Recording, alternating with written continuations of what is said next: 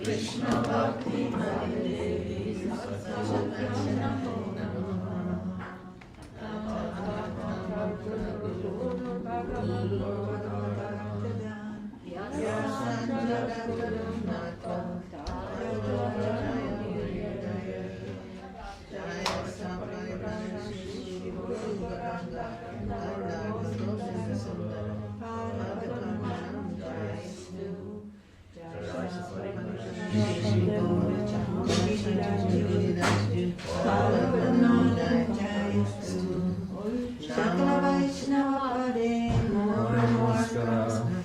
Devi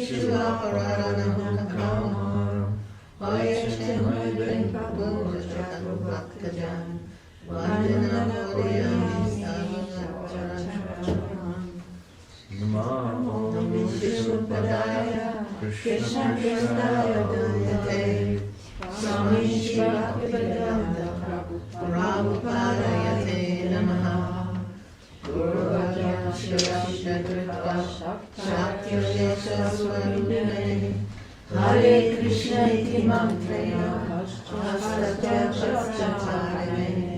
Vishvacharya Prabhaya Divya Karunya Murtaye Shri Bhagavata Madhurya Gita Dhyana Pradayane Gaura Shri Bhaktisiddhanta Saraswati Nishegane Radha Krishna Padam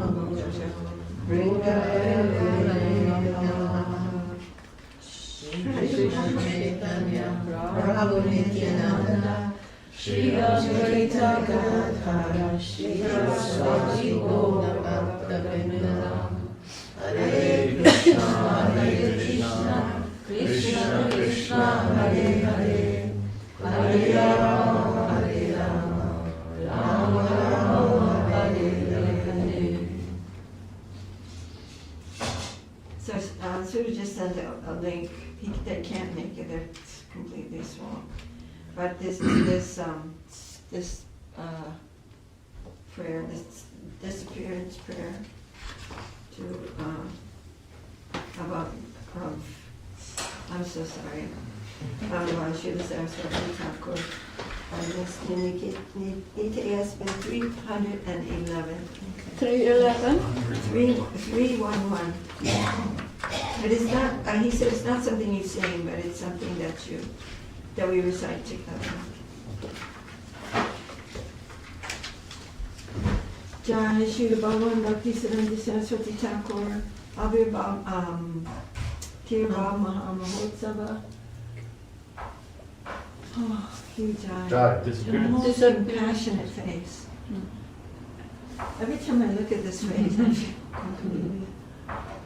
Anyway. What did you say, Prabhu? I don't know. It is the disappearance? Yeah. Disappearance, yeah. So we can just chant this together, or one can lead and everybody else, or we can chant together.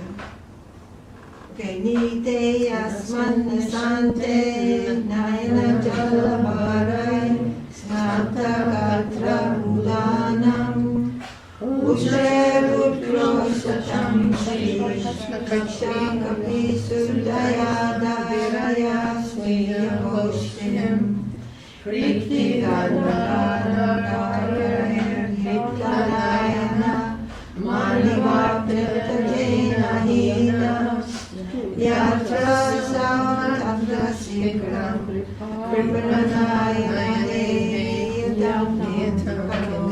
I'm sorry, it's so terrible.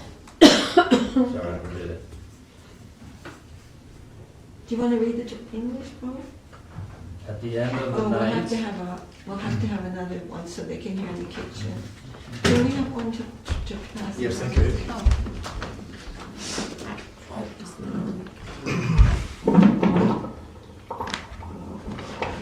Thanks, Ray. thank you. Connect And now. this one here. It will connect.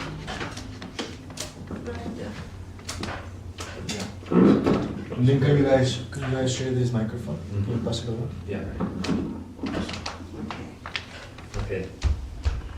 At the end of the night of Sri Sri Vrishabhanandani, she suddenly took to her entourage, withdrawing him from the company of throngs of grief-stricken souls. A great cry of lamentation arose. Their bodies were bathed by their tears. When he was thus stolen away, this world was plunged into the deep darkness of one whose eyes have been stolen away. Hrita, stolen away, Nayanamani, jewel of the eye. The internal name of Saraswati Thakur is Nayanamani. Bereft of the vision of my divine master, O my sorrowful eyes, Dina Nayana, or O Savior of the fallen, Dina Nayana, wherever that great soul may be, please quickly take this servitor there. Although he is my master named Nayana, or one who brings us near, in his mercy he shows the miserliness of not taking me unto his company. I remember this. I remember the tune now. I maybe some of you remembered it. I couldn't remember. Yasya Shri Parapadmat Pravati Jagati Prema Piyushadara Yasya Shri Parapadmat Satatam Prityamingan Divarti Yasya Shri Parapadmat Rajarasika Mavate Samprasasya Yatra Sotrapsa Singram Kripanayane Niyatam Kinkaroyam. Should we read the English in between or just, yeah, okay. Yeah. From his lotus feet, the nectarian river of divine love flows throughout the universe. His servitors, like bees, maintain their lives drinking the honey that falls from his lotus feet, and the pure devotees, in the shelter of the confidential mellows of Raja, revel in the bliss of singing the glories of his lotus feet. O Dina Nayana, wherever that great soul may be, please quickly take this servitor there. You can just go up a little bit.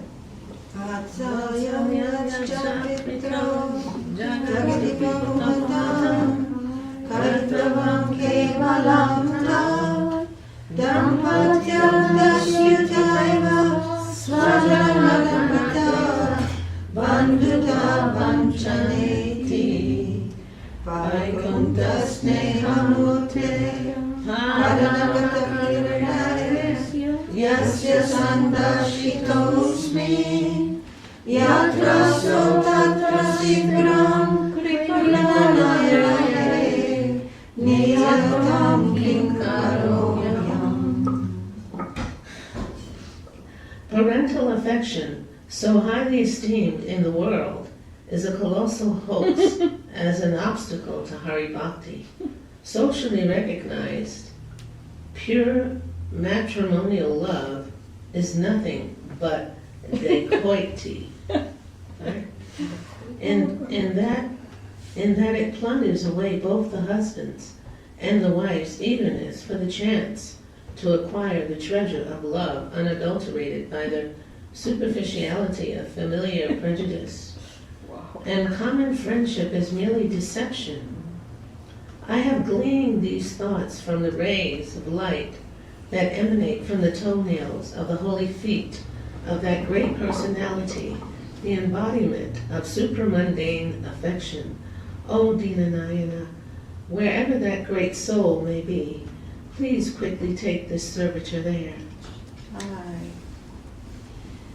Javani Kanta Lagna Vilasati Satanam Krishna Chaitanya Chandre Karnavodas Jananam Kimonayanagadam Sarimurtim Prabhayam Niladvishasya Netra Anabhavanagadam Nekakara Viyeya Yatra Saudatra Shriram Kripanayanaye Niyatam Kinkaroyam. The divine message sung by Sri Krishna Chaitanya Chandra and its continuous play in the ears of the people. From the ear did he, just to fulfill the purport of the name Nayana Mani, reveal his form to the eye, making the advent in the mansion temple, favored by the glance of Sri Nila Chalachandra at the time of the Ratha Yatra festival. O Dina Nayana, wherever that great soul, Mahapurusha, may be, please swiftly take the servitor there. So, this is a very fine kind of verse. And he said that the message of Mahaprabhu filled the ears of the people, but then it transformed that to I in that mansion, meaning where Srila Saraswati Thakur was born. And during the Rath Yatra festival, Srila Guru Maharaj said that Srila Bhaktivinoda Thakur presented the child to Jagannath. Jagannath's cart stopped spontaneously in front of that house, and the baby was brought, and Lord Jagannath, stopped to,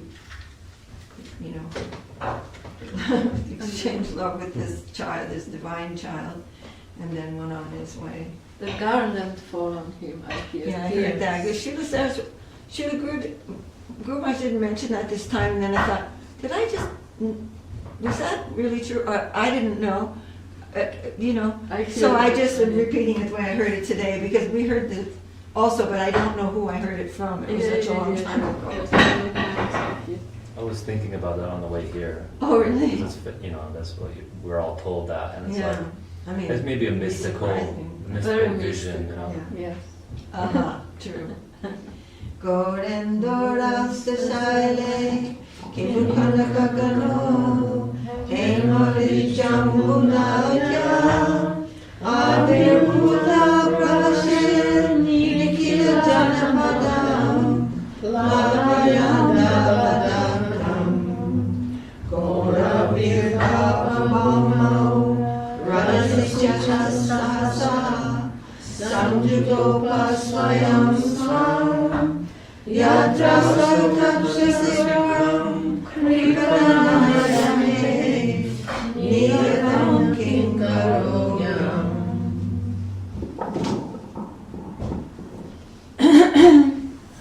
Drawing up the pure golden waters of the Jamuna River, on Jambu River, mentioned in Srimad Bhagavatam, has his golden cloud erased on a mountain where the golden moon, Sri Gaurachandra, descended just to shower down torrents of rain upon the whole countryside that was scorched by the forest fire of threefold suffering, then suddenly concealed himself in a dust of the land of the advent of Sri Gauranga. O Dinanayana, wherever this great master may be now, please quickly take this servitor to that place. So the Jambu River, mentioned in the Srimad Bhagavatam, I believe it's in the 5th canto. But this is a kind of river of nectar that flows in the heavenly plains. and is flowing down, and as it reacts with the shore, it's producing gems. There's many beautiful description. So he's saying like the Golden Lord, where he disappeared in Puri, that was where Saraswati Thakur appeared.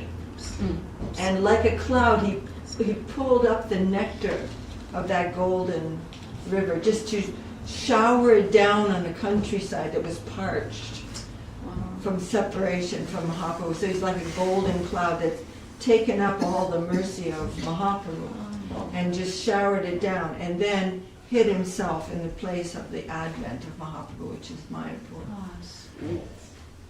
Nice. Guru said that every time this Mahaprabhu comes in this form, Saraswati Thakur always comes. He always comes every time. So when we say, there's no hyperbole there in saying you are the mercy of Mahaprabhu personified. He is almost.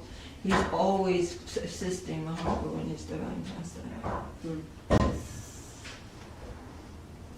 And he's our grandfather. He knows who we are. I mean, it's just okay.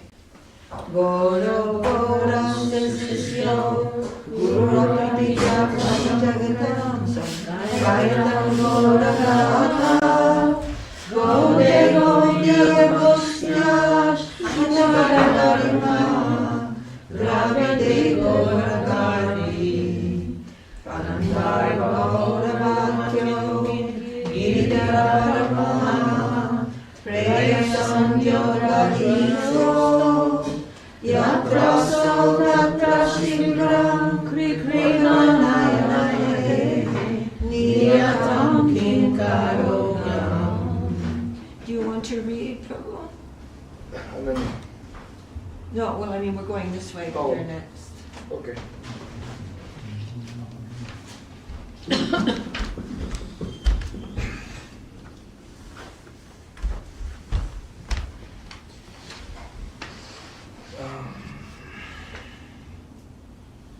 Here, right? It says, Yes.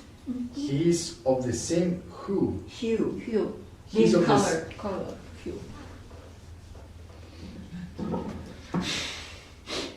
He's of the same hue as Sri Gaura, and although he who sings the tidings of Sri Gaura is the natural guru of the whole universe, he accepted discipleship to a great devotee called Sri Gaura Kishore, adolescent Gaura.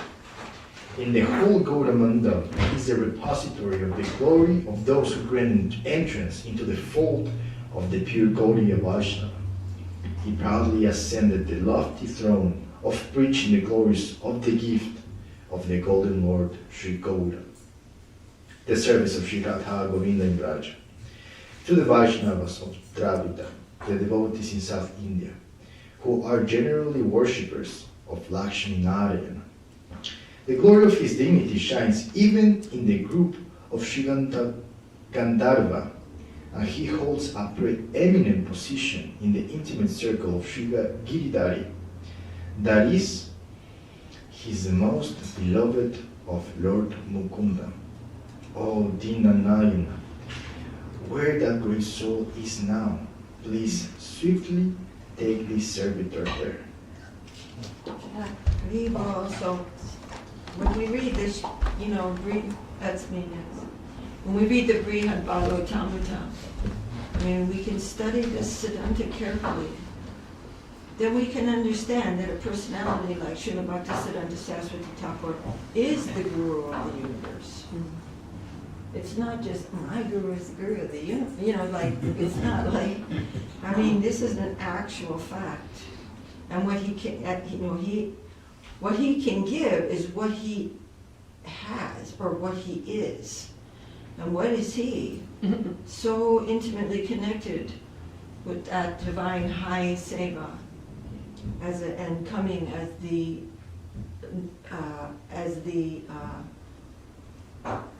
fully manifested assistant of Mahaprabhu in spreading this good fortune to others.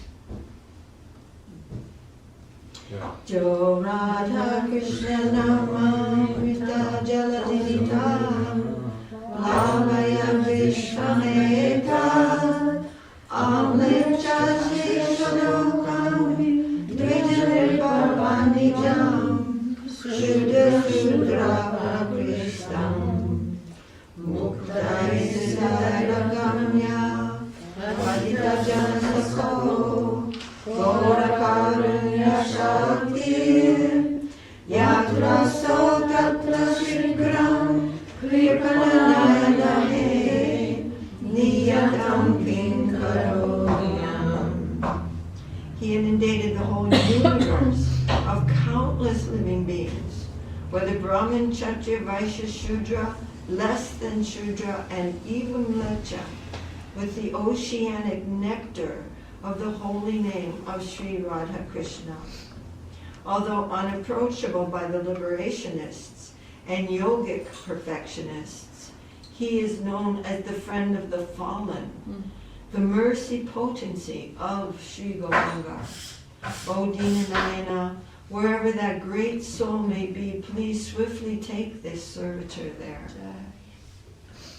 This type of urgency, you see it in Bhaktivinoda Thakur's, in the Gora Arti, and he's saying, Ek bar, like right now, or like, E bara mai doya kora, right now give me your mercy. There's that urgency, say, right now, O Dina, swiftly take this servitor down. No, someday.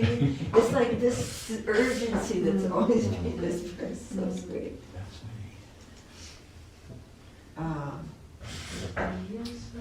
Where are we now? Apyasya bhartate tampura atata varavapur lokitam lokasandam dirgam diyalartanetram tilakushmanasam nimitardenupam samyam suram sulantam shadadadanam dirgam parenyam yatra saudatra shikram kripanayanahe niyatam kinkaroyam. Do I have a hope to ever see that beautiful golden personality who makes everything auspicious for the world? Do I have a hope to ever behold that tall figure once again? His blue lotus eyes, his nose that excels the charm of the teal flower, his forehead that shames the half moon, his graceful lotus face, his gleaming pearl white teeth, his long arms extending to his knee. O Dina Nayana. Wherever that great soul has gone, please swiftly take this servitor there. Wow. Blue lotus eyes.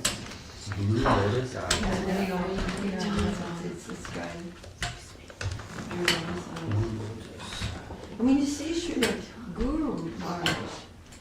I mean, on the videos, I think, his complexion really is golden. He has a most beautiful face, form. So we can conceive of that golden color. Sure. And of course, that's his divine vision also. Gaurate shunya panami tanigama mate, sorry, Krishna pakshe tutyam poshe masimagayam amragaramro vasare vaini sante daso yoranikaya itisaya daito nityam lila pravishto yatra so tatra shigram kripanayanahe niyatam kinkaroyam. In the year of our Lord Gauranga, 450, in the month of Pausha, on the fourth day of the dark fortnight of the moon in the star of Magha, At the closing of the night of Brihaspatibara, 5:30 a.m., 1st of January, 1937, that most beloved attendant of Srimati Vrishabhanu Nandini entered into the eternal pastimes. O Dinanayana, wherever that great soul may be, quickly take the servitor there to him.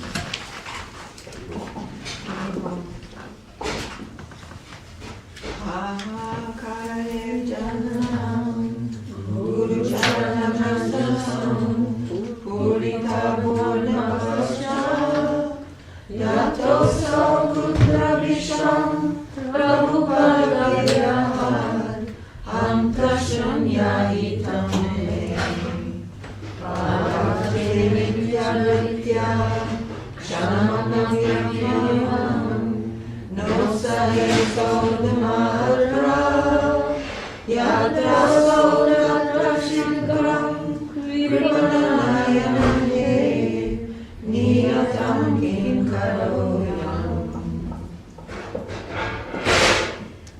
The entire earth and skies were filled with the cries of anguish of the people and of the disciples devoted to the service of Sri Gurudev's lotus feet. Where has that great master gone? Alas, today the whole universe seems empty in the separation of Prabhupada. The servitor of Gurudev cannot endure even a moment of his separation. O Dinanayana, wherever the great soul may be, please quickly take the servitor there to him. Jaya, wonderful, wonderful. My goodness, and this type of composition, it's not really part of this world. I had no idea it was in here.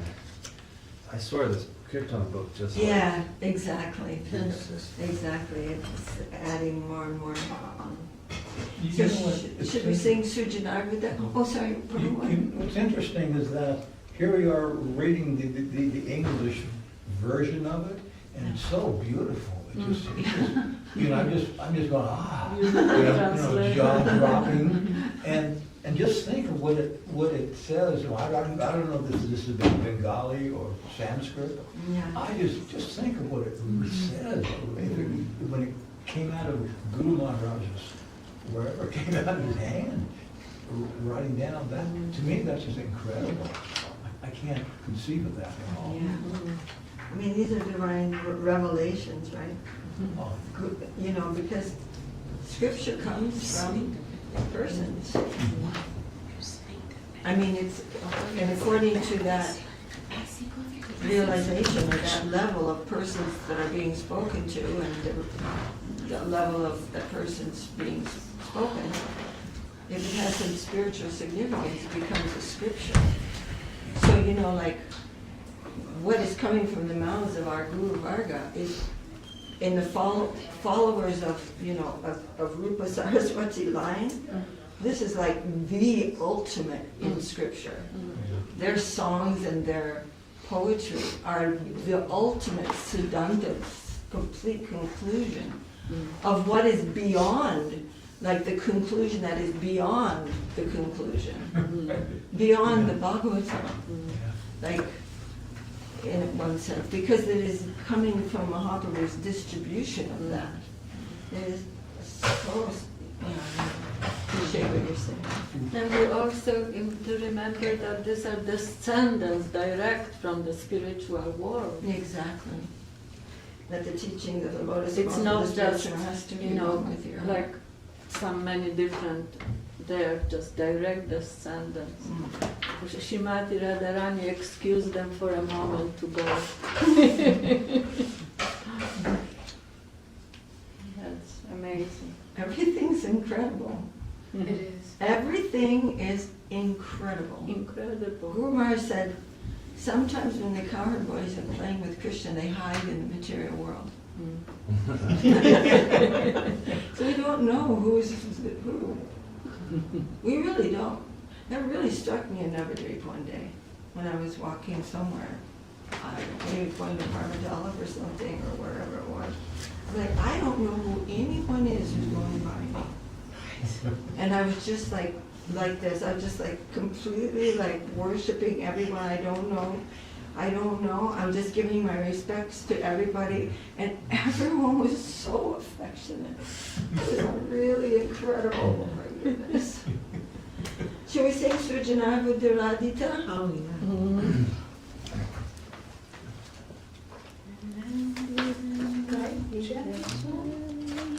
One second. Where is it? 86. Oh, 86. You know his tune? Okay.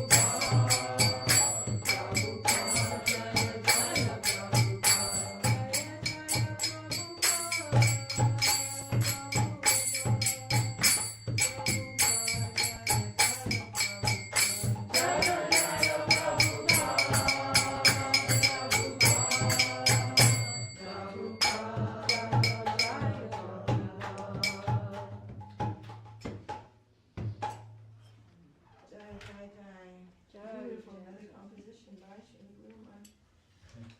Hare Krishna. Do you want to start reading the English?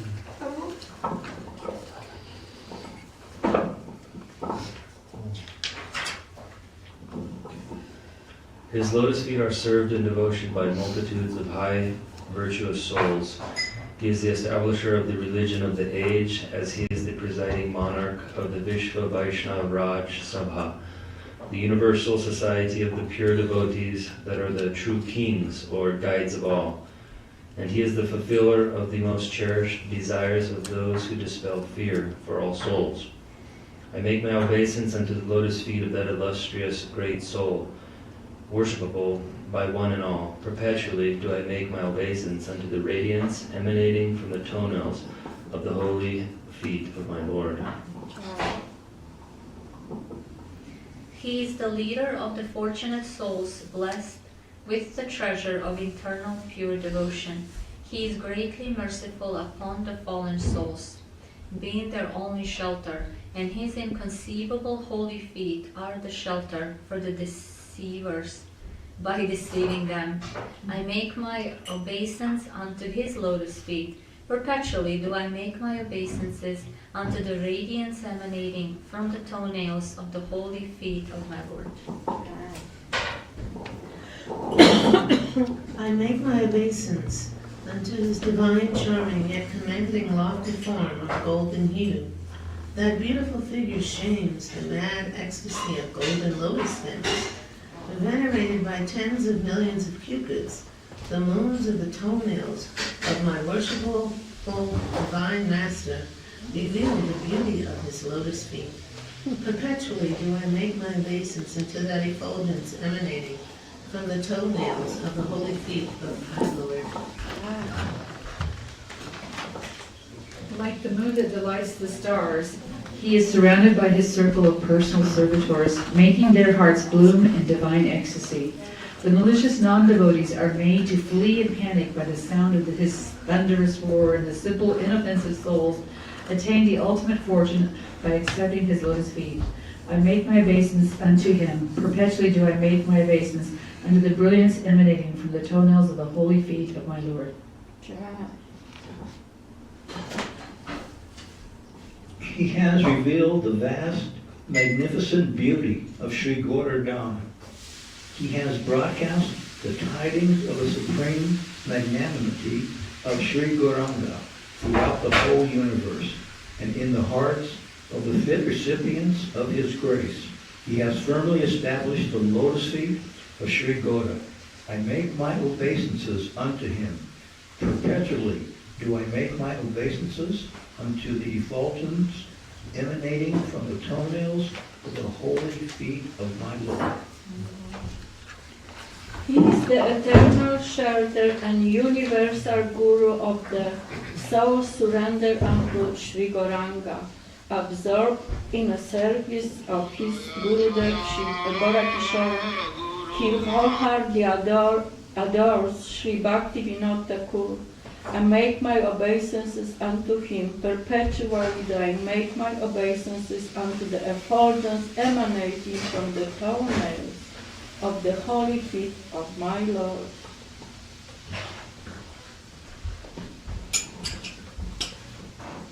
He is the illustrious personality that raised a flag that sings the glory of Sri Rupa, Sri Sanatan, and Sri Raghunath. His glory is sung throughout the world as none different from the powerful personality of brilliant erudition, Sri Jiva. And he has won the renown of being one with the hearts of Srila Krishna Das Kaviraj and Thakur Narottam. I make my obeisance unto him. I make my obeisance unto him. Perpetually do I bow down to the brilliance emanating from the toenails of the holy feet of my divine master. Bestowing his grace upon all souls, he is Hari Kirtan incarnate. As the associate of the Lord Sri Gaura, he relieves Mother Earth of the burden of offenses committed upon him. And he is so gracious that his endurance of all beings excels that of even a father. I make my obeisance unto him, the mind of all these qualities. Perpetually do I bow down to the effulgence emanating from the toenails of the holy feet of my divine master. Like a wish-fulfilling tree for the surrendered servitors, he fulfills their heart's aspirations. Even a tree is shamed by his magnanimity and forbearance. And great personalities who are competent to confer boons, they too worship his lotus feet. I make my obeisance unto him. Perpetually do I bow down to the radiance emanating from the toenails of the holy feet of my divine master. Can I ask a question? What does that mean in great personalities who are competent to confer boons? So, like even those who have a position where they can give benediction, like boons, Okay. meaning I give you a boon means like I give you, How I picture it is like a vow or like a promise. no, a boon is a gift. A gift. A boon, like I give you the boon that you'll have 10 sons. A gift. And those who are powerful like that, they are also worshiping his lotus feet. Okay. Because those are not, those are very ordinary compared to what he can do. Special shak. Yes, some Shakti, some Siddha, Siddha. Those who have some Siddha. Or even the Siddha, even spiritual, like the blessings. Yeah. But his position is so high. Jaya, that's big for that clarification. The crown jewel of the Paramahamsas, the prince of the treasure of the supreme perfection of life, Sri Krishna Prema. He accepted the robes of a mendicant sannyasi just to deliver the fallen souls. The topmost Tridandi sannyasis attend his lotus feet. I make my obeisance unto him. Perpetually do I bow down to the effulgence emanating from the toenails of the holy feet of my divine master. He is the dear most intimate follower of the divine daughter of Sri Vrishabhani, and I know myself as the most fortunate by taking the dust of his holy feet upon my head. I make my obeisance unto his invincible, wondrously purifying lotus feet. Perpetually do I bow to the brilliance emanating from the toenails of the holy feet of my divine master. You said something on number 10 about Saraswati Thakur taking saffron and kind of the background behind that, and maybe the unique, because that's a unique thing about the Saraswati line, right? Yeah, there are so many amazing things that Srila Saraswati Thakur established. Like his position is completely beyond the varnas and ashrams, completely beyond that. But he is doing as Mahaprabhu did. Mahaprabhu also accepted sannyas because no one would listen to him otherwise. He was like, I have nobody, I come like a physician, but they are rejecting the doctor. So what will I do? What will they do? What will happen to them? So I'm going to take sannyas. Because everyone went mad when they took sannyas. A young, inconceivably beautiful young genius boy, Guru Maharaj says. The genius boy. And then everyone, he became, in that time, so influential. And Srila Saraswati Thakur did the same thing. And he also established the sacred thread for everybody. Because the Varnashram system was so powerful at that time that he was establishing in the hearts of his disciples, like his young disciples from lower echelons of the Varnashram system, from a different, like a lower type of birth than a Brahmin or a Kshatriya, even those born in Sudra families, they were still giving complete honor to the Brahmins, even though those Brahmins may have been really atheists or Mayavadis.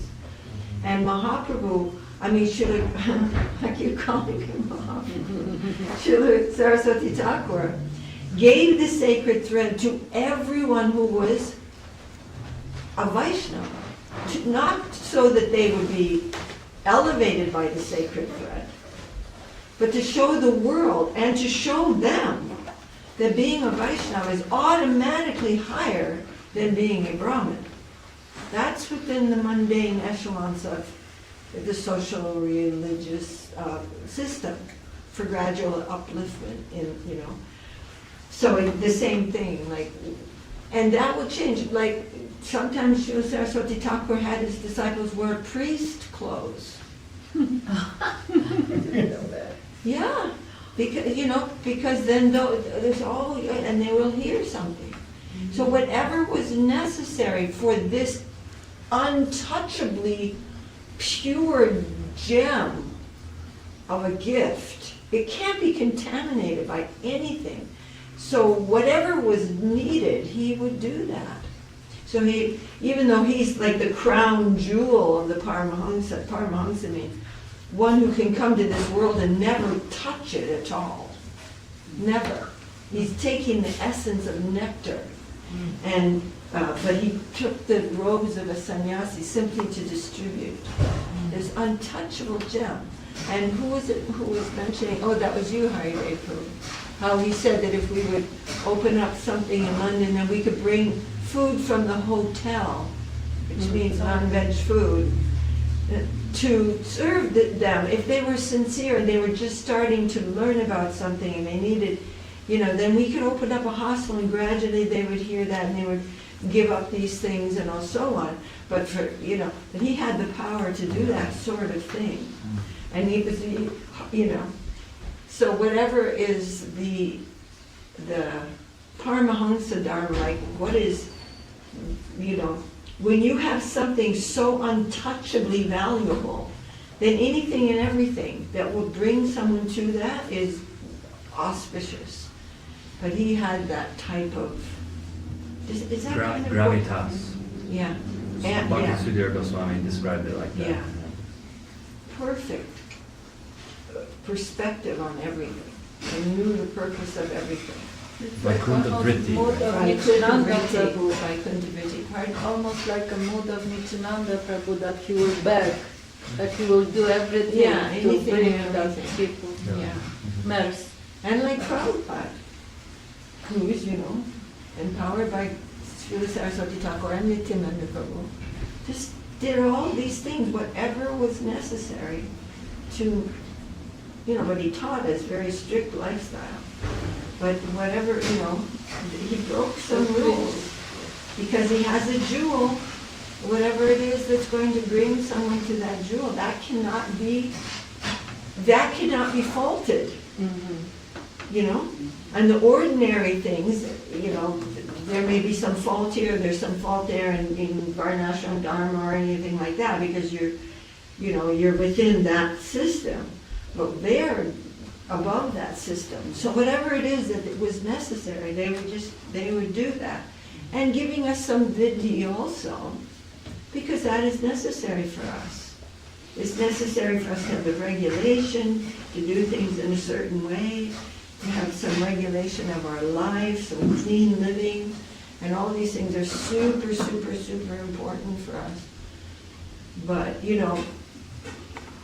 gradually, I mean, we're worshippers of the Ragamarg that has no restrictions at all, but persons who are so qualified, we are worshiping them and taking what is required for us in our regulated kind of life. And Guru Maharaj explains that in so many different kinds of ways. And Gurudev, I just heard a real nice talk about that. He said that vidhi will interfere with the heart of a Ragamargi. Who those who have really spontaneous life. He doesn't. It feels weird to be so formal. Like Sanatana Goswami with Madan Mohan in the tree. It's like, said, "Can I have a little salt?" Sanatana. He says, "Where am I going to get salt?" And then a barge of salt runs ashore on the Jamuna.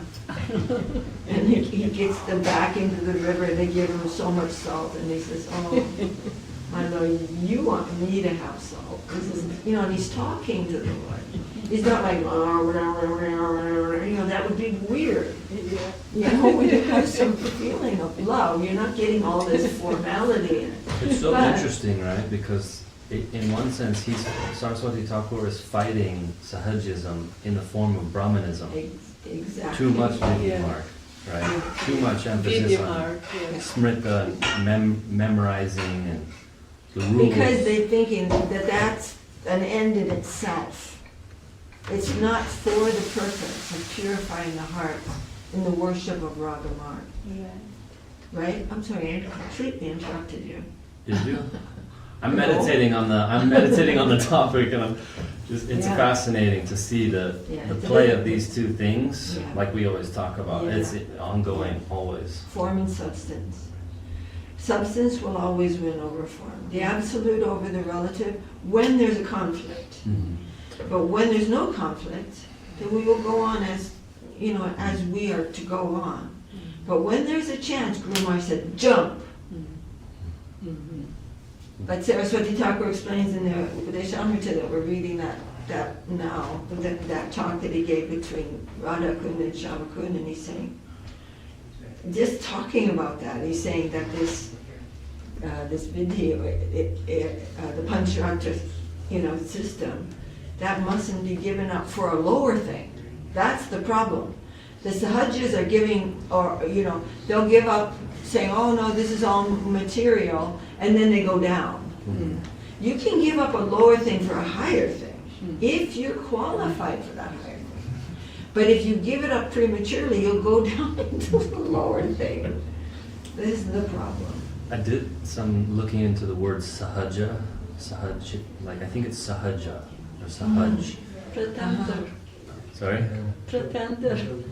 Yeah, the deeper kind of meaning. From what I remember, it seems to be something which arises, two things that arise naturally together, right? Uh-huh. So we say, like, to preface or to specify, prakrita sahaja. Uh-huh. So it's meaning these two things are coming together, but they're material. Mm-hmm. And it's just kind of interesting to see, like, on the one side you have sahajism in the form of smarta brahmins that are obsessed with form. Yeah. But also Bhaktisiddhanta Thakur was fighting through the weeds of like the other type of sahaja, which we associate more with the term prakrita sahaja. The guys who dress up as guys gopis. Dressing up as gopis. So it's like these two things actually are both types of sahaja. Exactly. Well, that's like Archahara Prayasascha Prajapo Niyama Agraha. Like not being so much like thinking that the rules and the regulations are an end in themselves, and yet accepting what is necessary for us like that. It's a tricky business. And there's so many nice stories about that. Like some of the disciples of Saraswati Thakur go up, and there's this man, he's got his gopi thing on and his ankle bells, and he's like. And then one of the disciples of Saraswati Thakur said, what do you think you are? Kind of chastised him. And then he said, and then the man came out.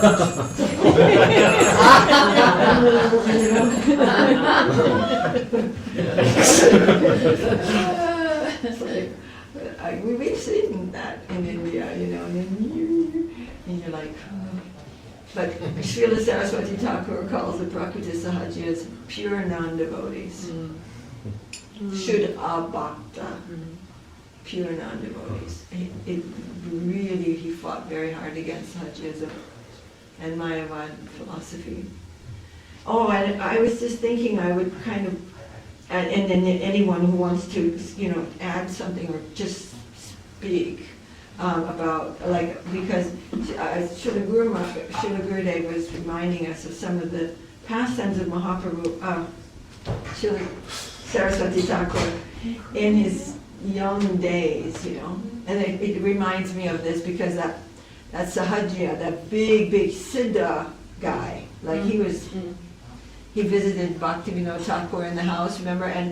And Srila Saraswati Thakur came, he was, Gurudev saying, he's finished with his tilak, Right. and then he comes down to offer obeisances to Bhaktivinoda Thakur, because they're eternal associates, Bhaktivinoda Thakur and Srila Saraswati Thakur. And then he comes in, but he sees that this big Sahajya guru, like famous guy, I think his name was Advaita or something like that. And he was sitting and talking with Bhaktivinoda Thakur, because everybody visited him. And he offered obeisances from really far away. 100 feet. 100 feet. And then, such a nice boy. Who is that boy? Why is he offering obeisances from so far? He said, he's made a vow he won't come within 100 feet of Sahajya. Or even let their shadow fall on him. This is when he was a child. I said, you're a big Sahajya, so he's not going to come over here. And then that story of the mango, Yes. when Bhaktivinoda Thakur put a mango in the window to offer to the deity. And he's just a little boy. So he sees a mango, he likes mango, he just ate it. And Bhaktivinoda Thakur said, do you know who ate this mango that was here? Yes, I ate it, I like so much. You have done wrong. This was for Mahaprabhu. You have done wrong to take that. And he said, Srila Saraswati Thakur got such a shock that he had taken something meant for Mahaprabhu, that he swore at that time he would never eat a ripe mango again in his life, and he never did. And Prabhupada told us that devotees would like, mango season, you just want to give that, it's like their heart was aching to give mango to Saraswati Thakur, and he go, no, I'm an offender. And really like that kind of personality. And he was really like a lion fighting Mayavada Timingilo Daragata, Timingila fish. The all devouring, and he was, and Udricha means bringing up jiva, the jivas. But he would sometimes have to, like one of his disciples or something would trade clothes with him so that he could go away, escape. And the Smarta Brahmins also, he just declared war on everything. It's like what Mahaprabhu has come to give, you don't do anything else. And I'll prove it. You give me 5 minutes and I will prove this to you. It's like that. And then one time, Srila Saraswati Thakur there was a lady who was cleaning, and then she said, she went and got some prasadam for Saraswati Thakur from the temple, and he was staying in one separate little house, and she brought it, and then she said, I have to go now, and then she left, and he was being visited by a big Brahmin in the area, a big, Pandit, and the Pandit said, you're going to eat that? That food brought by that low-class woman, that Sudra woman, you're going to eat that? He said, yes, I'm going to eat that. Even if you brought this prasadam to me, I'd eat it.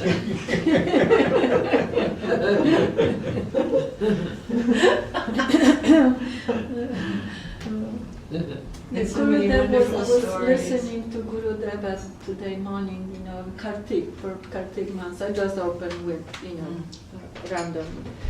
And Gurudeva was saying that also, that's just the gross part of Sahajis, like we're talking about the man wearing, Yeah. But Gurudeva says anybody who extensively look for the lila of Radha and Govinda, Yeah. and It's very, present very that or important. voicing that, that's the Sahajiya. It's very, very important for us to understand this. We don't have a clue what Radha Krishna Lila is. Just the slightest little something that we can sort of think something. But Guru Maharaj said, you do your duty. Offer it to the infinite. He will mold it in his own way and give you the result. Do not try to get that. You don't even know what it is or where it is. Just do your duty and offer it. And let the result come from him. So that's what it means, ma paleshu. Don't look for the result. We're going to try to do something that will have a result. But finally, the result, we're looking for the Lord's, his result that he's giving us. I love the way he said that. Offer it to the infinite, and he will mold it in his own way and give you the result of that. But don't aspire for some high. So Guru Maharaj likes to quote this verse is Dasyaya me rishastu rishastu nityam sakyaya me namastu namastu satyam. I'm always worshiping the friendship relationship with the Lord and considering me the servant. And Guru Maharaj said, if they want you for some seva, you will get seva. But don't think, oh, I'm going to be this, I'm going to be that. He said, you will go down from that kind of thinking, because we don't even know what we're talking about. It's so far above our heads. We're just worshiping all of those high things, and we're satisfied to go on with that forever. I mean, what else could we want? Just offering everything to the Lord and trying to see what is coming in my front. This is your will. Guru Maharaj said, this is the essence of our practice of Vaishnavism. What is coming in my front, this is your will. I bow down to that. What is it that I'm to do? And that is the essence of our practicing life. And then I've heard this talk a few times, but about Srila Saraswati Thakur's actual divine disappearance or entrance into the Nitya Dandavat. He had been showing some ill health, and the devotees were there with him in the Bhaktisiddhanta Gaudiya Math in Calcutta, and he was taking some treatment, but then he wanted to go to Puri, so they went to Puri, and they had the Purushottam Math is in that Chatak Parvat, which is a really famous, it's a hill, but it's actually a sand dune.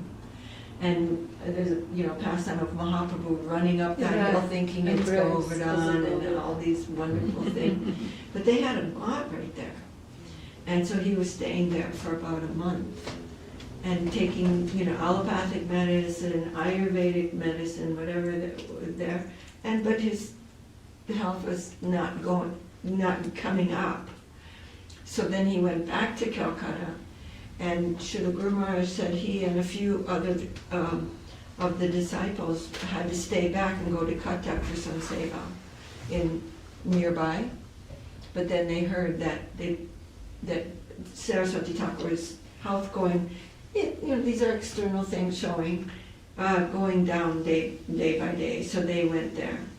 And then they were there with him in the Bhaktisiddhanta Gaudiya Math, and they were all taking their turns to stay with him during whole night and whole day and keeping watch. And we all know this story, but Gurudev, Guru Maharaj's watch was from 2 to 4 in the morning, and he had just finished and just gone to lie down, just to lie down, take a little, just lying down. And then Saraswati Thakur said, I want to hear Sri Rupa Manjari Pada from Sridhar Maharaj. So they went and got him, and he came into the room. Guru Maharaj saying, I didn't want to sing because I'm not a good singer, and I was a little shy, so I hesitated just for a moment. But then I think it was Kunja Babu, the secretary, very innocently, but not understanding, asked someone else to sing who had a very nice melodious voice. And Saraswati Thakur said, stop it! I don't want to hear a tune. I only want to hear this song from Sridhar. And then all the disciples were like, this is a transference of the Rupanuga line to Guru Maharaj.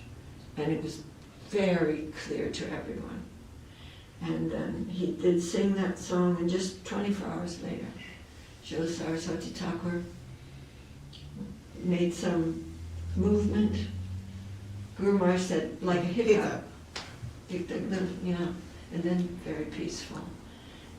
And then they took his divine form, and they arranged a special train that was just going to, and then they had, I think, going to Navadvip, and then they had to take, well, I don't know how exactly it went, but in those days, it went so far, and then they had to bring his, you know, divine form up on top of a bus and take the bus, and then from there they had to walk to the Chaitanya Mat in Mayapur. And there they, you know, made a hole, like a nice hole there, and Guru Maharaj said it had been 24 hours since his departure. And this is what Kishori told me also after the departure of Gurudev. His body was effulgent and soft. And they sat him there in like on an asana.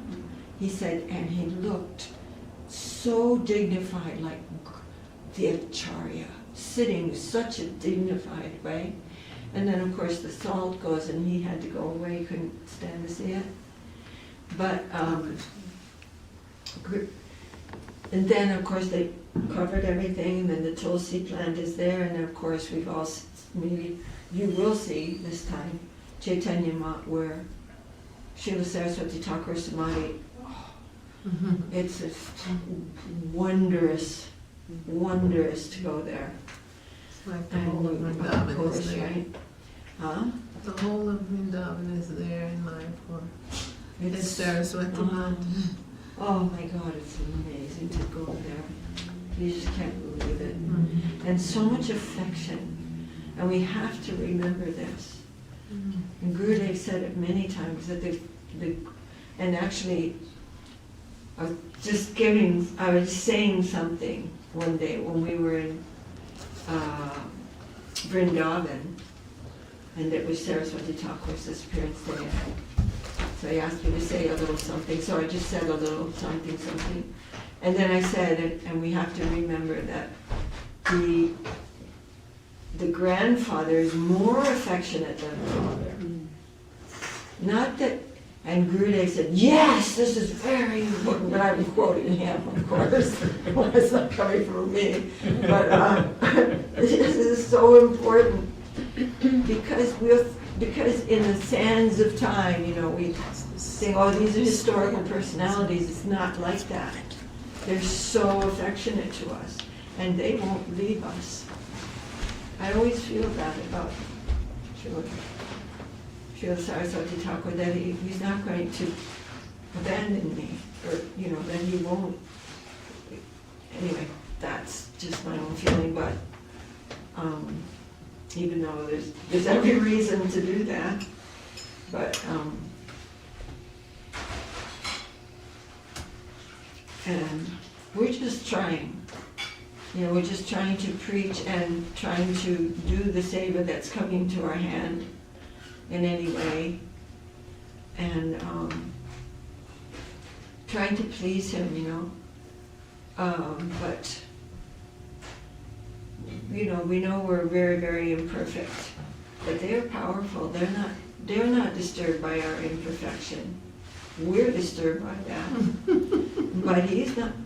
He's a transcendental personality. He's not disturbed by anything. But we just need to keep on trying, and under proper direction to try to go on, just to try to be, you know, like push on and keep the fire enthusiasm. Didi, you want to say something? No. Didi, you want to say something? Was that the young girl who was so degraded that gave the prasadam, was that pastime where the little girl peed on herself, and then is that the same pastime? No, she was a cleaner. She wasn't degraded, but she wasn't from like a high caste. So Brahmin man, he was just like, you're gonna eat? Yeah, because I guess I'm mixing up two different stories. Yeah, I You don't don't know know that them. actually. Yeah, she left a puddle of water on the floor. Yeah, that was Guru Maharaj. Oh, it was Guru. Yeah. Yeah, you know that story, right? Yeah. I thought it was that story, but it's a different one. Yeah, so Sometimes I get them mixed and, up. you know, how he Parallels. And one story that we hear from Guru Maharaj and Srila Prabhupada both visiting Saraswati Thakur, and then there was a lot of the devotees wanted to go and see this deity of Lord Vishnu that was nearby. And but they wanted to stay with Saraswati Thakur and hear from him. And they were saying, what are we going to see? You know, what do we see with these eyes? But we can hear from the Vaishnava. And they really, both were very much enjoying remembering that they both stayed and heard from Srila Saraswati Thakur. Instead of going, it can be some kind of spiritual sightseeing in a way, but not that it's just, these are all things that we have been given to think about. And of course he wanted Prabhupada to go to the West. He sent a few disciples to the West. But Srila Prabhupada's success was beyond. Guru Maharaj said, I could not conceive of that could possibly happen. When you hear the young devotees, when Prabhupada left, we were young. We were just barely in our 20s. And, coming in and asking Guru Maharaj questions and stuff. It's like, how do you guys even know how to ask that question? How much we heard from Srila Prabhupada. It's not actually understandable. I wanted to say, you mentioned how Guru Maharaj, you liked how he expressed that we just do our duty. Just do your duty and the Lord will take it and mold it and give it back. Prabhupada's simple way of expressing that was like, when a devotee's asking Srila Prabhupada about karma or something to that effect, and Prabhupada gave the analogy of hitting a ball against, maybe a normal person hitting the ball against a wall, and it's like, but like the devotee's hitting with, and then Krishna's returning the ball. Oh my God. And modifying how the karma, so-called, the karma's coming back to the person. That is really beautiful. I'm so glad you remembered that. It's so important for us to know that, because in our lives many things happen that we don't like or can't process, or it just seems like, because we have a condition like eyes, we see things in a certain way. It's hard not to. In fact, impossible not to. Yeah. But by realizing that this thing has come in a friendly mood to change, to fix something in myself, and it's come with an affectionate hand to fix what I broke, and just bowing down to that, then suddenly you can see the purpose of it. There's a purpose behind everything. But only through surrender can we see that, because we don't know how to figure it out for ourselves. And anyway, without surrender, we can't figure anything out, because surrender is our relationship with reality. I was thinking about this because I've been talking to my brother, who's, he's kind of a scientific type of man. Very nice person, very sweet person, but just gotten all tangled up in string theory and all things, and just lost in a sense, But it's just really hard for us to think of how insignificant we are. I mean, I remember flying in a jet, like just taking off over Chicago. And Chicago looked like a postage stamp in about 1 minute. And it was like, what the heck is that? I mean, if I wasn't a devotee, that would have worked me out a little bit. And, you know, we are so infinitesimally small. Infinitesimal. But that's like really hard, a hard pill to swallow. Unless we're coming to the plane of affection. Because love is the great equalizer. Who cares? The Lord doesn't care about size. That's our misunderstanding, that we have to be something important or something like that. Instead of just let the Lord decide what we're supposed to be. It doesn't matter. The inner fulfillment of a surrendered soul is so overwhelming that all he can want is to surrender more. And give, Guru Maharaj said, to give more to the point that I want to die for you. But you don't die, you simply become more glorious. It's that, the nectar is in the devotion. That is the nectar of all existence. All existence is saturated with devotion for Krishna. But we're not seeing that because we're offenders, we're exploiters. So we can't see it. That's the Guru Maharaj said, Vrindavan is everywhere. It's just a matter of our eyes. We can't see because we're offenders. We're trying to take it, we're thinking of myself as the primary enjoyer of things. But when we are trying to remember that all these things, these leaves, everything is all actually in the divine plane of reality or conscious plane, it's all for Krishna. And all affectionate, all conscious. But the ego is just like, no friggin' way, is that not for me? But it's like, shut up. I'm tired of listening to this dog yapping. It's just like, Guru Maharaj said, just a little angle. And everything's, you can see what's true. Just a little, not for me. All of this, that tree that's doing this, that's for Krishna's pleasure. It's a manifestation of the serving potency. Everywhere. It's very interesting how close actually this, like, saying yes to life, right? And Sharanagati. They almost seem like almost indistinguishable, right?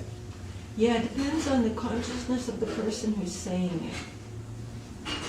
It can be like one of those eight steps, like I'm going to be able to exploit with a little less problems if I do it this way.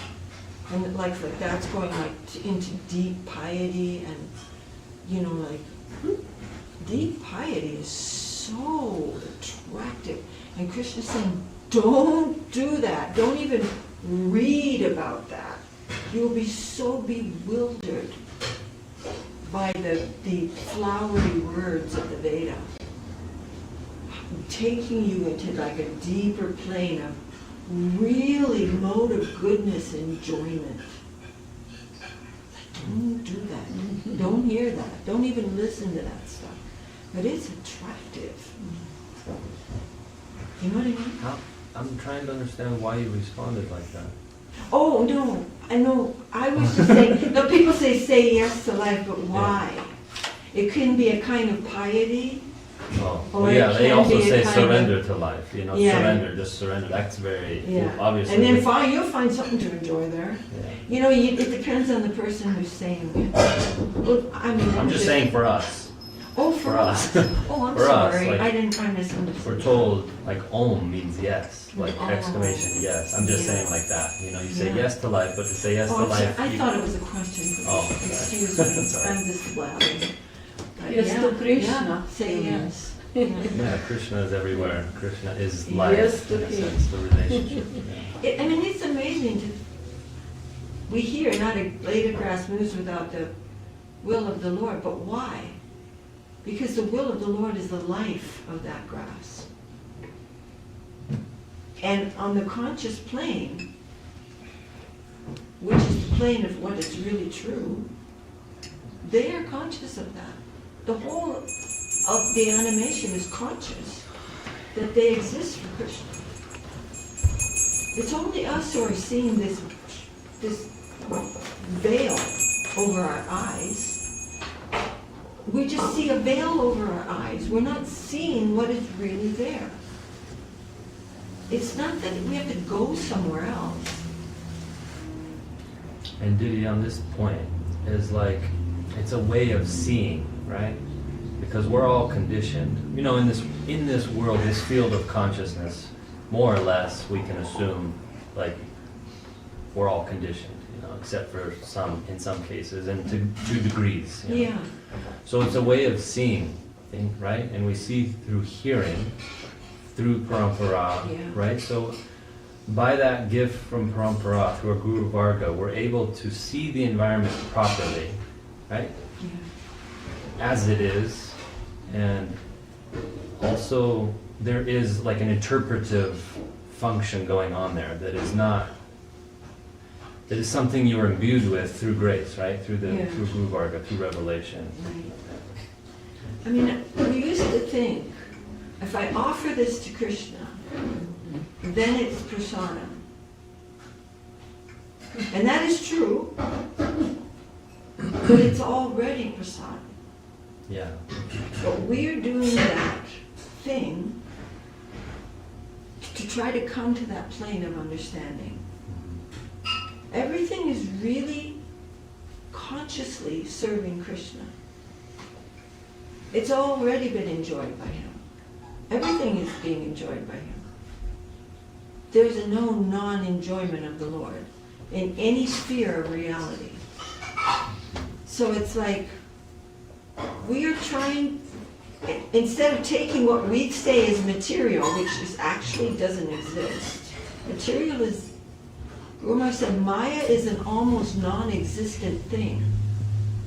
It is Swarup Shakti that's real. And Maya is a misunderstanding of that. So it's not a thing. It's not like, okay, this is Maya and I'm going to offer it to Krishna and then it's going to be Krishna's. In reality, we simply want to come into that current of reality in which everything is serving the Lord. And our practicing, our pancharatra, our vindi, and all these things are helping our consciousness to come to that. But everything is already divine. It's just we cannot feel that. And Guru Maharaj said, you know, I sent you that picture, remember Gurudev saying, everything here is divine, but we cannot perceive that. But we must come into the plane of consciousness. I actually had that printed. I want to get a frame and put it on the wall, just to remind us. It's all subjective. It's just our problem. Like if you're nuts, I might look at that chair and think it's a horse. But it doesn't mean that the chair is not a chair. Or that it doesn't exist, like the Mayavadis just don't want it to exist at all. It's just that I can't see it properly because I'm crazy. But when I'm not crazy anymore, I'm going to see things for what they actually are. Which is all in the plane of the divine serving potency. Everything. And conscious of that. They know that. Everything knows it's for Krishna. It's divine. We're the only ones that are like, that's for me. It's like, no, nutty. We're just nutty. So what it means, fallen jiva? Coming into that plane. Fallen jiva? Yeah, coming into that. It's a plane of misunderstanding. It's not a place. When we hear about the creation of the universe, it sounds like geographical. but it's a creation and manifestation of the different modes of illusion. And what is the first thing? Consciousness. The first thing is ahankar, consciousness. And from that comes the material intelligence, consciousness. It's all subjective. And so Guru Maharaj was saying that, and then somebody said, do you mean that the whole, like the 14 planetary systems are within the mind? And he said, yes. Where else are they going to be? It's all in the plane of misperception. So fallen jiva is actually the jiva who wants to be served instead of served. We want to be the center. So And that's if I can be the that's center our of my own illusion. existence, and plus a lot of other people's existence, that really works out for me. You know, like a big movie star or a big singing star. It's just like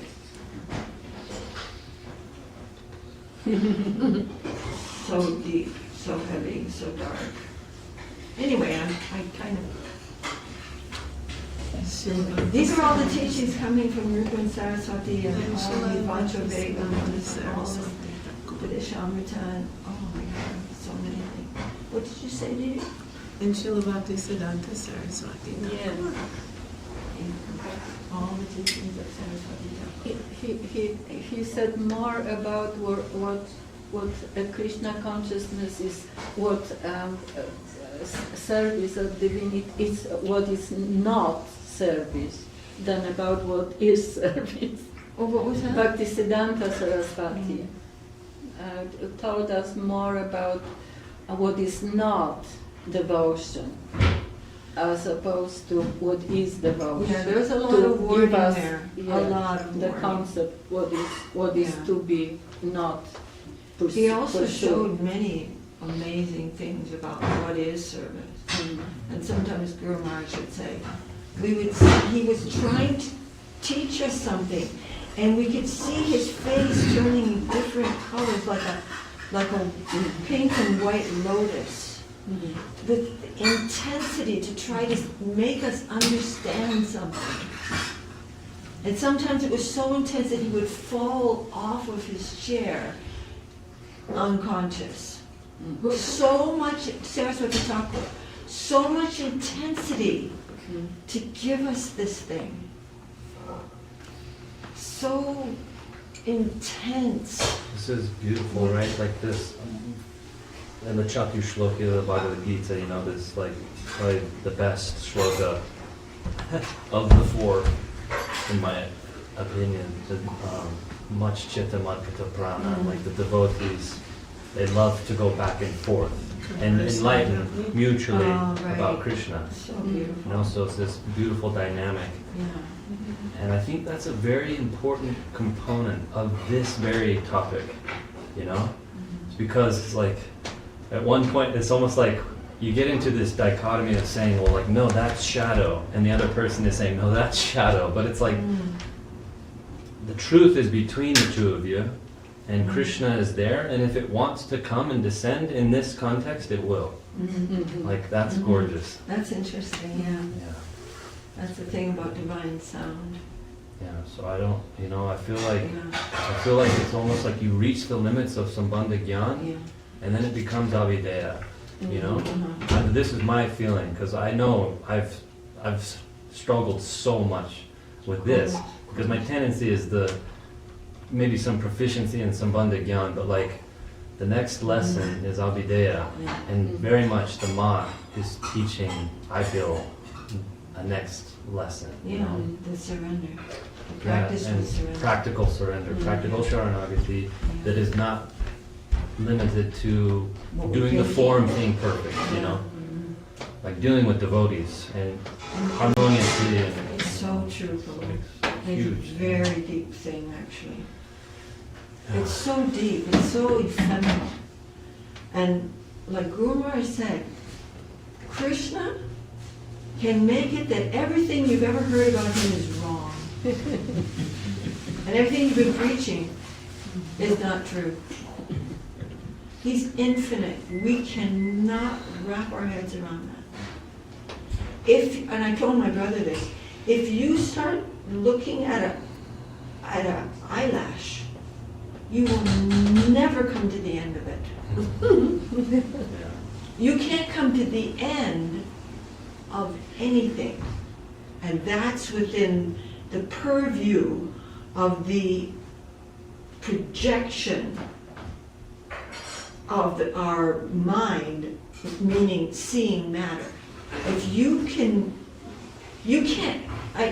don't get addicted to so much knowledge, you'll go crazy, like these, chess players who are geniuses, and all of them go loopy, because you can't come to the end of it.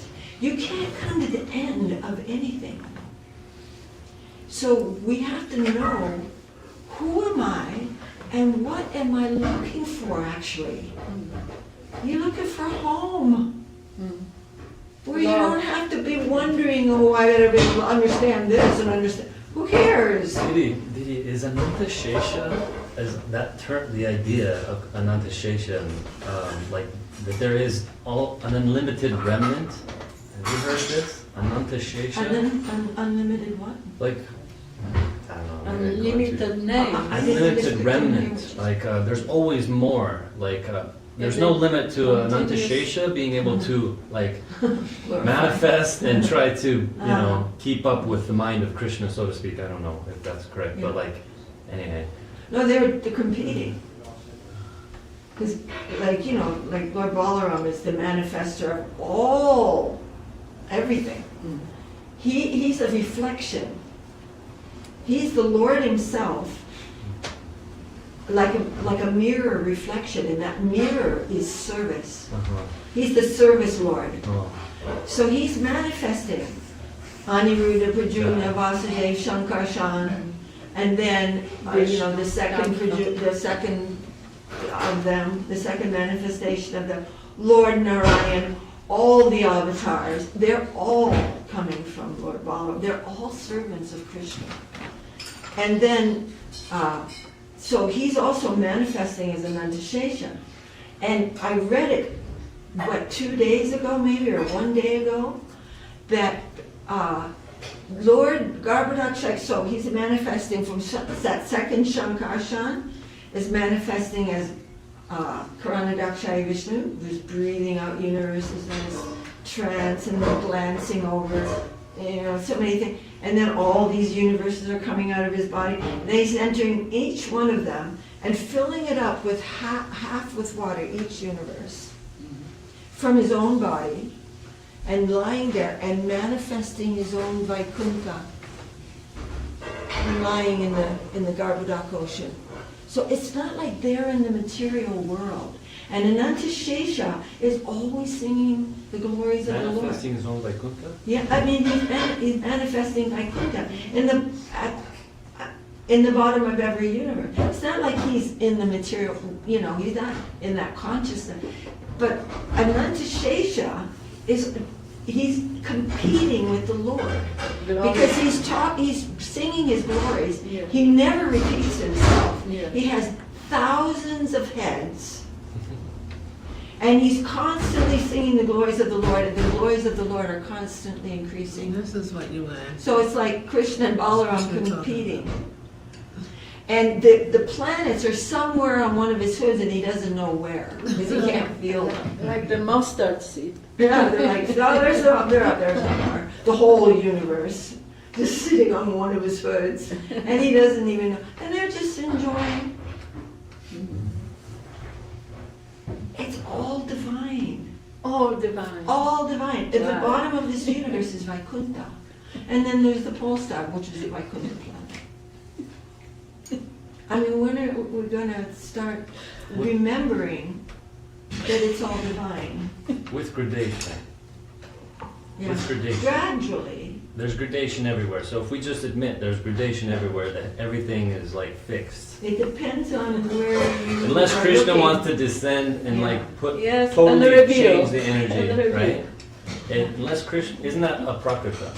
Yeah. Prakrita is like if Krishna wants to invest, if he's interested or Mahaprabhu is interested, then he can invest and he can change. He's just playing all the time. If we want to see reality, we have to see the playfulness of it. Sure, but you have to accept that there's a person, a dynamic person that can accept, like, you know, like not just a abstract principle. Right. Yeah. There's where Sharanagati comes in. Okay. That is direct, like direct always through Gurudev, but that is our direct connection, is Sharanagati. And it's so hard to remember that when something's really ticking you off or something, you know? I mean, for me, that shouldn't be like that, that's not right, and that's not good, and that's rude, and how come is it? And then I think, my Lord, you brought this to my front, and then suddenly I'm not seeing it the same way. But I couldn't change that. I'm not the surgeon. I don't know how to fix myself. I don't know how to. I don't even know what's wrong with me. But he knows. I know, it's true, isn't it? All nectar. Srila Prabhupada used to say, let us remember the pastimes of Radha and Krishna. He said the whole world, he said if you will remember the pastimes of Radha and Krishna, then you will find the whole world is full of nectar. Really? Like even the guy who's stealing that thing down the road, that's full of nectar? We can't see what's real. We just don't know. But there is a plane of intense suffering, but it's only illusion. It's not a place. It's a misunderstanding. And that plane of surrender is what we're hankering for. That's why it says one does not lament for the living of the dead. What was that, Devi? That's why it says in the Bhagavad Gita, one does not lament for the living or the dead. I know, you know, it was It's just 50 years before I could even swallow that. I still lament like crazy, but I know that it's complete nonsense. But my conditioning of lamenting is really strong. Like, oh, why did that happen? Oh my God, what if this happened? Oh. You know, but I think I'm getting sick of it. people think that we're hard-hearted, or you think that you're hard-hearted. Well, yeah, but it's just so different. And the thing is, when we can see something properly, then we also see what to do for someone. When we see his hand in everything, he's behind it all, and it's all okay. Yeah, the alternative is not hard-heartedness. It's a change of, Saraswati Thakur is not lamenting about anything, but his heart is this softness personified. It's this, it can't be had in any way except through surrender. Oh, I'm sorry, it's time for Prasadam. Yeah. I'm sorry, I don't know why I completely... Good conversation. Yeah. And thank you for... Didi, you want to add something? I'm sure you have something. Yes. All right. All right. Jaya Vishnupada Paramahansa Parivadap Acharya Astajar Srishiman Srila Bhagavan Bhaktisiddhanta Saraswati Thakur Ki Jai Shri Tirvak Mahamahotsav Ki Jai, and his all affectionate, purifying, lovely glance and Ki Jai, and the fact that we can all get together. Guru Maharaj said, who will listen, who will join in these mad talks? Very few. That we have such friends in this life. It's enough. Ki Jai. Yeah. The assembled devotees, Ki Jai. All Kartal, Ki Jai. Harinam Sankirtan, Ki Jai. Jai Saparika Shri Shri Guru Gaura Chandraju, Ki Jai. Shri Giraj Govardhanju, Ki Jai. Jayam Vishnupada Paramahamsa Srila Bhaktisiddhanta Govardhanadev Goswami Maharaj, Ki Jai. Jayam Vishnupada Paramahamsa Srila Bhakti Rapak Sri Jai Goswami Maharaj, Ki Jai. Jayam Vishnupada Paramahamsa Srila A.C. Bhaktivedanta Swami Prabhupada, Ki Jai. Shri Rupa Nuga Guru Varga, Ki Jai. Srimati Tulsi Devi, Ki Jai. Sri Chaitanya Saraswat Mat, Sri Chaitanya Saraswat Mission, Ki Jai. Nitai Gaur Premanandi. Jai Shri Lekadidi. Jai Shri Jai. Jai Srila Kadidi Ki Jai. Hare Krishna.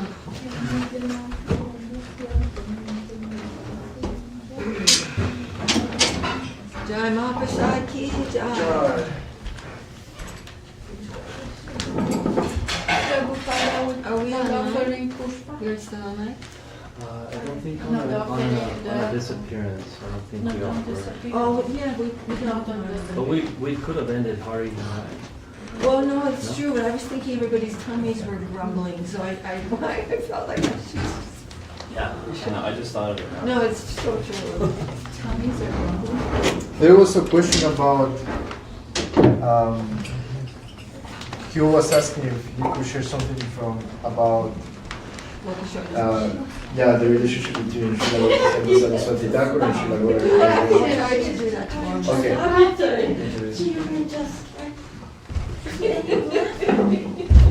Broke my meditation. You're so funny,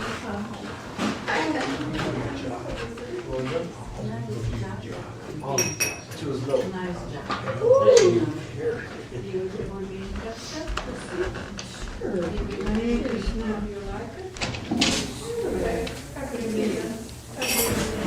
in my mind. Okay, what else we can do?